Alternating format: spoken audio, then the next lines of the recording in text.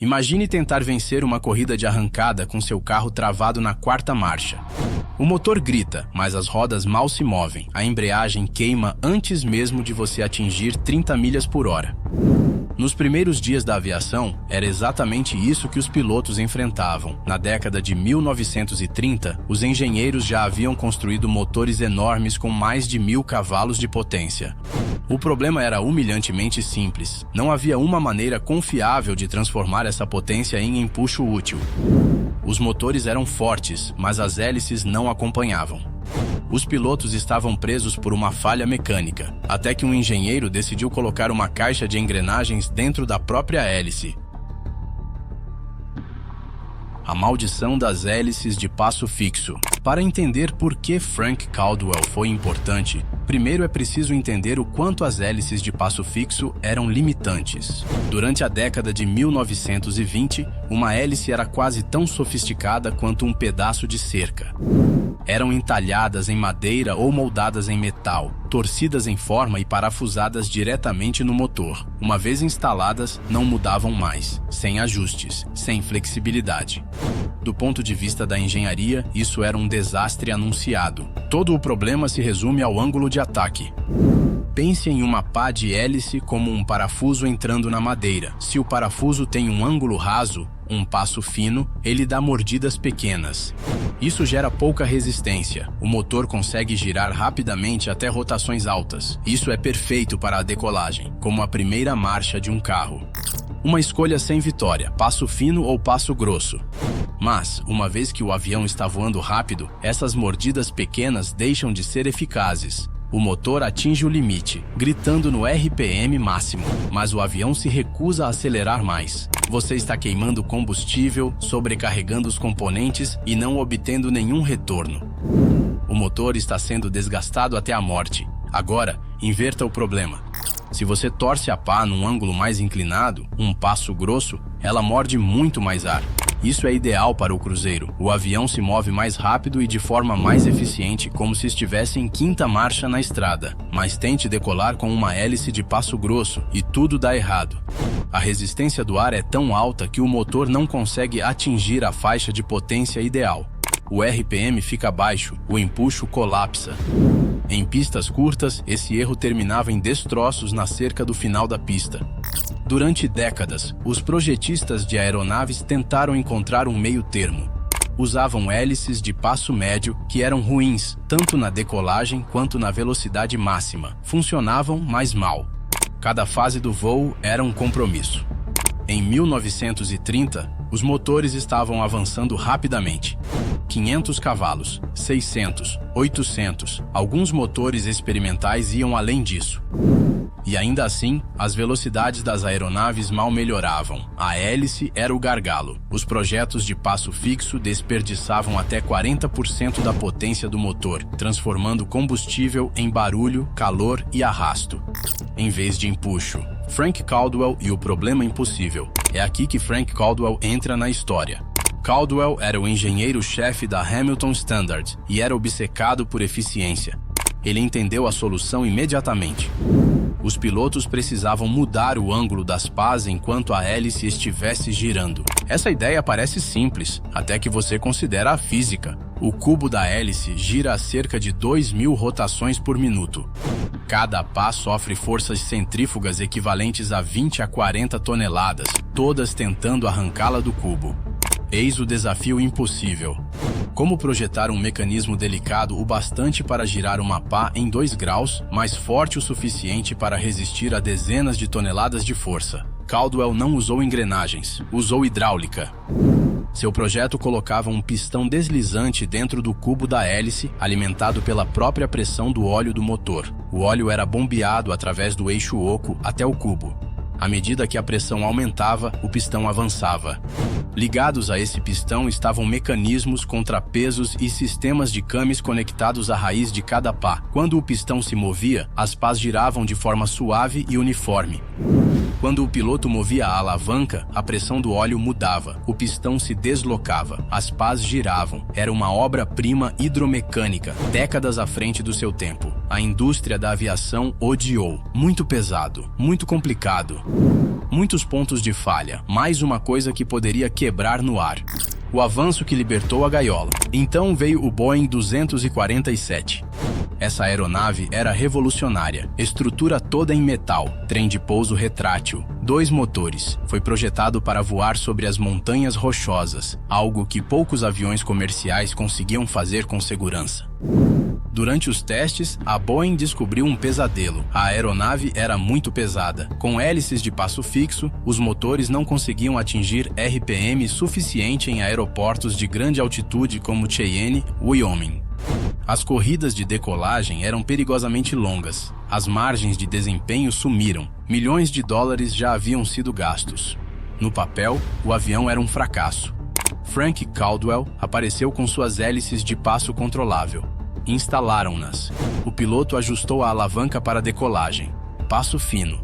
Acelerador para frente. Os motores alcançaram RPM total. As pás morderam o ar com pouca resistência. O Boeing 247 decolou com quase metade da distância de pista. Uma vez no ar, o piloto moveu a alavanca para cruzeiro. A pressão do óleo mudou. As pás giraram para passo grosso. O RPM caiu. A velocidade aumentou. A eficiência de combustível melhorou. A aeronave sobrevoou as montanhas rochosas com potência de sobra. Caldwell não apenas salvou o Boeing 247, ele libertou a gaiola. A guerra expõe a diferença. Do outro lado do Atlântico, a Grã-Bretanha estava ficando para trás. A Royal Air Force estava desenvolvendo um novo caça, o Supermarine Spitfire. Ele tinha um dos projetos aerodinâmicos mais limpos já voados e o lendário motor Rolls-Royce Merlin. Mas, para economizar dinheiro e acelerar a produção, os primeiros modelos usavam hélices de madeira, de 2 pás e passo fixo. Era como colocar rodas de carroça em uma Ferrari. A decolagem era lenta, o desempenho na subida sofria. Os pilotos perceberam na hora.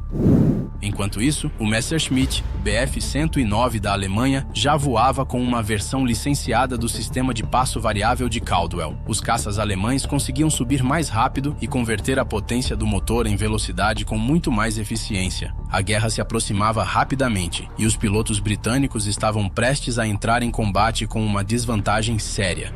Em 1938, a hélice de 2 posições de Caldwell se tornou padrão. Os pilotos podiam escolher entre decolagem ou cruzeiro, baixa marcha ou alta marcha. Foi um avanço gigantesco, mas ainda era rudimentar. Os pilotos precisavam controlar tudo manualmente. Em um combate aéreo, o piloto já está sobrecarregado. Ficar de olho no contagiros e ajustar o passo da hélice não é o ideal quando alguém está tentando te derrubar. Mergulhe demais e o motor ultrapassa os limites. Suba com força demais e ele perde rendimento. A hélice que pensa. Caldwell entendeu que a hélice precisava pensar sozinha. Ele inventou a unidade de velocidade constante. Não era apenas uma caixa de marchas, era uma transmissão automática para o céu. Um regulador mecânico foi instalado no nariz do motor. Dentro dele, havia massas giratórias. Quando o RPM aumentava durante um mergulho, a força centrífuga empurrava essas massas para fora, abrindo uma válvula. O óleo fluía para o cubo. As pás giravam para um passo mais grosso. O arrasto aumentava. O RPM caía de volta para o valor ideal. Todo esse processo acontecia automaticamente em frações de segundo. Estivesse subindo ou mergulhando a 400 milhas por hora, o motor permanecia na sua faixa ideal de potência, normalmente por volta de 2.850 rotações por minuto. A hélice se ajustava continuamente, fazendo milhares de microcorreções por minuto. Em 1940, a Grã-Bretanha estava em apuros. A França havia caído. A Alemanha estava do outro lado do canal. A Batalha da Grã-Bretanha era iminente. Muitos caças da RAF ainda usavam hélices de 2 posições ou de passo fixo. Contra aviões alemães equipados com unidades automáticas de velocidade constante, os pilotos britânicos estavam em desvantagem. No dia 24 de junho, o Ministério da Aeronáutica tomou uma decisão emergencial. Chamaram-a de Havilland, que detinha a licença do projeto de Caldwell. Converter tudo. Engenheiros foram enviados diretamente aos campos de aviação. Não havia tempo para fábricas. As modificações eram feitas ao ar livre, sob lonas, às vezes durante ataques aéreos. Parede corta-fogo perfurada, linhas de óleo instaladas, reguladores aparafusados nos motores Merlin. Em apenas 54 dias, mais de 1000 caças foram atualizados. O efeito foi imediato. A taxa de subida disparou. O desempenho em mergulho se transformou. Os pilotos do Spitfire agora conseguiam manter-se atrás dos aviões alemães sem reduzir a potência, enquanto a hélice protegia automaticamente o motor. A velocidade máxima mudou pouco. O que importava era a potência total, o tempo todo. Caldwell nivelou o campo de batalha. Sobrevivência, legado e o controle do voo. Mas a guerra revelou outra falha fatal. Quando o motor de um bombardeiro falhava, a hélice não parava. Continuava girando em vazio. Uma hélice morta girando criava um arrasto enorme, suficiente para puxar a aeronave para um giro incontrolável. A resposta de Caldwell foi o feathering. Ao girar as pás 90 graus, com a borda voltada para o fluxo de ar, o arrasto praticamente desaparecia. Uma bomba elétrica forçava óleo para dentro do cubo, anulando o regulador e girando as pás completamente para a posição feathered. A hélice parava. Um B-19 com os motores feathered podia voltar para casa cruzando o território inimigo. Sem isso, muitas tripulações nunca retornaram. Milhares de vidas foram salvas porque um engenheiro descobriu como virar uma hélice de lado.